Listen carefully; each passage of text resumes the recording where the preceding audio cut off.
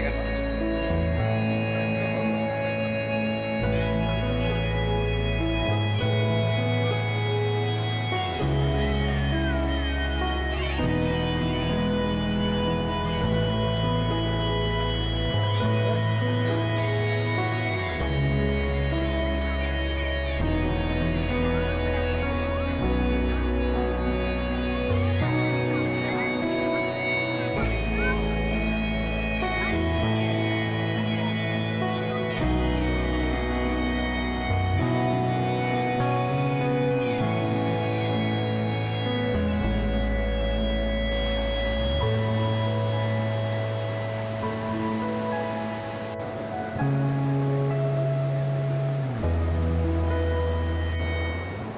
Opsi dipastikan besok pagi. Untuk sekarang ikan pausnya kita ikat dulu supaya lebih aman, tidak terbawa harus kalau pasang air.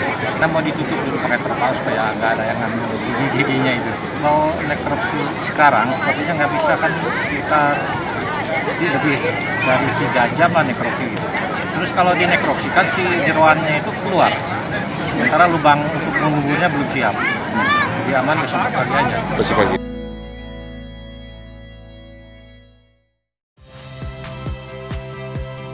Saya Agin Fridianto.